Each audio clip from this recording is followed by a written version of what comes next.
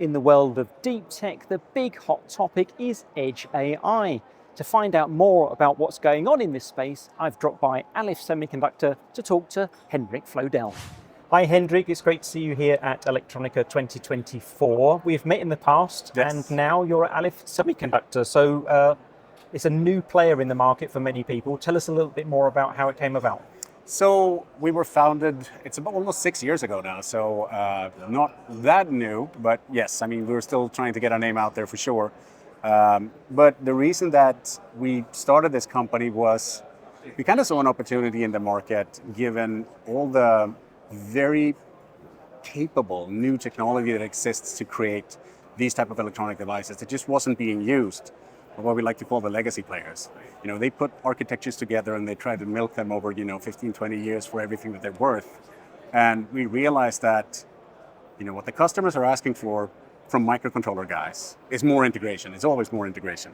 But what is being used to develop the products aren't really able to do the level of integration that is being asked for. And we thought, maybe we can do something about that. Yeah. And here we are 6 years later. We have some really cool products out on the market that try to put a lot more functionality in them than what people have seen before. Yeah. Now, I think the big topic that everyone's trying to address, and we've seen this also at previous trade shows in the last couple of years, is this topic of Edge AI, bringing in artificial intelligence, machine learning, and in some cases even some generative AI into the microcontroller. Yeah. How are you going about tackling that?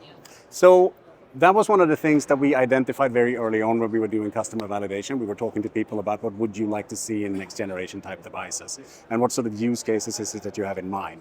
So if I can show you just a couple of things to underline the point. If you think of a platform like this one, for instance, if somebody's trying to make smart glasses that actually look like, the kind of glasses that you're wearing today, for instance, you have a lot more constraints than if you're building like a big bulky VR headset. Because there's weight to be considered. People don't like wearing eyeglasses that are heavy. You can't put a huge battery into frames like that. And of course, you don't want something that generates an enormous amount of heat sitting on top of your face all day. I mean, that's just not practical. Not comfortable. So kind of what we wanted to do was that we wanted to enable in a microcontroller form factor with all of those traditional attributes in terms of size, in terms of, the heat profile of a microcontroller, and also about, how much do you have to pay for a solution like that, to be able to also do efficient machine learning.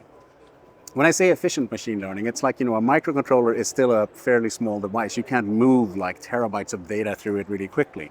So it won't have the same kind of performance as you see on a cloud-based system, but we can definitely get it way further kind of up in that performance spectrum compared to what you can do on a standard, ARM Cortex-M class core. And at the same time, it's always like, you kind of look at that equation, do I do something fast or do I do something low power? But sometimes, if you can do it fast enough, you will be able to save power, because once you're finished, you can go to sleep sooner, right? Yeah. So that's really kind of how we wanted to try to tackle that. Now, so the application you've just shown us with the glasses, it's very much still an early adopter type application. Many companies have already struggled to try and bring those sort of things onto the market. What sort of other applications are really going to benefit from Edge AI in the next 12 months? We see a lot of adoption of just using machine learning in combination with other type of sensor data in order to be able to make better decisions at the edge. And the other thing is just to reduce latency in general, because there are some systems today, predictive maintenance systems forever, that is essentially just a data pipe to a cloud. But sometimes you have a lot of latency in that data pipe, and in other cases, you maybe don't want to pay the transfer fees for pushing all the data up there. You want to be able to make some local decisions, and only in some cases where it's like, I don't really know what is going on here, I tried my best. Yeah. Then you need to go to the cloud and maybe ask something bigger to take a look at it to see if it can answer the question. Right. So one use case, for instance, that we've looked at. So, there's a lot of vision-based use cases in this, because machine learning or microcontrollers and vision has traditionally been about just collect the vision data, pump it up to the cloud, and wait until you get a response back. That has some problems because, again, you push all the data up there, you have to pay for all the data to go up to the cloud, and also it's very unlikely that you can ever run that thing on a battery. And in a lot of these, solutions where people buy a little camera, they just want to stick it up on the wall of their home. They don't want to run wiring to it, like power over Ethernet or something like that, because it makes the installation complicated. You kind of can't achieve that if it needs to be running 24/7. You want something that can, capture a couple of frames when something's happening and then make a decision. Is this interesting? Should I continue? Nope. Just shut down, save battery, live for a very long time. Yeah. Now, how does wireless play into this? We've got lots of IoT applications and industrial IoT applications, and as you just mentioned, we're pushing a lot of stuff up into the cloud as well. Wireless has to be a part of a microcontroller nowadays, I think, for many applications. What have you been doing there? So this is another thing that we were thinking about very early in the process of, setting up our initial architectures. We wanted to pick technology that let us do monolithic integration of everything on the microcontroller side and also everything that needs to drive wireless inside those devices. So we've actually announced, I think we announced it back in April, that we are going to introduce a BLE-capable family of microcontrollers. And we just did an announcement before this show that we're now sampling the Balletto family. We have a couple of demos here in the booth.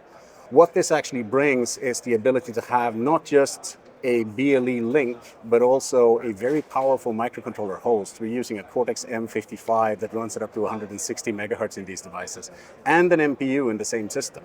So if you think about that, you got the wireless piece, you got the ability to run machine learning networks offloaded on an NPU that can accelerate them up to 2 orders of magnitude faster than the core, and then a quite beefy core itself. So now if you're designing anything with BLE in it, you don't have to make a multi-chip system. You won't have to try to cram a whole bunch of components into a tiny form factor. You can just use something very small like that and get everything done. Yeah, sounds great. One of the big questions, of course, that comes up with any microcontroller vendor when I'm an engineer developing something new is going to be then, okay, so the chip looks good. Yeah. What about the development environment, the tool chain, and also how am I going to get my my AI algorithms implemented? Yeah. No, and I mean, it is important. It's the question that everybody asks themselves, because it's like, oh, shiny, I want to try the new thing, but I don't really feel like I want to read 1,000 pages of documentation before I can be productive with it. And for any company like us, it's important that we try to bring that threshold down, because you need to be able to be productive with it, because at the end of the day, I want to sell lots of them to you. And if it's going to take you 2 years to do the design, then I'm not really going to be happy about that myself. But the approach that we took, it's kind of simple. We kind of look at, there's a market out there. There's thousands of users creating embedded applications. They're working with tools that they're comfortable with. Those are the tools that we want to be supported in. We don't feel the need necessarily to reinvent the wheel and try to come up with something, here is the new super proprietary XYZ thing. That's one of the reasons why we went with ARM-based IP for a lot of the things in our devices, because ARM is great at building tool ecosystems, and there's a lot of people that are already working with those tools. Also on the MPU side, because it is something that is new for microcontroller guys in general. I mean, there's some people that are ahead of the curve, of course, but there's some people that are now sitting there thinking, I really want to add a neural network to this, but I don't know how to do that. I only have a C compiler on my desk. But, we just try to be compatible with the tools that the people that are creating the neural network frameworks are developing, like TensorFlow, like Executors that was recently announced by the PyTorch Foundation as a way to bring PyTorch models down on smaller devices. And also with platforms like our friends at Edge Impulse, for instance, that have a very nice kind of graphical environment that makes it easy for people to train up their models and then deploy them right onto devices. So essentially, we're trying to be there in all of these systems that people are already using. So that the only thing they need to do is to just look in their device category, find the Alif part, click that, and then they're off to the races. Yeah, sounds great. And so I think they'll put a lot of people's mind at ease when they're exploring potential options for microcontrollers and need something with artificial intelligence, machine learning support. Of course, the final question then for me today is to understand, how can we get started? How do we get access to the boards and development environment, software development kits that you provide? So the first thing I would advise everybody to do, go to our website, alifsemi.com, register for an account. That will give you access to all of our technical information and also to our GitHub, where we post all of our software and SDKs for all of the boards that we make.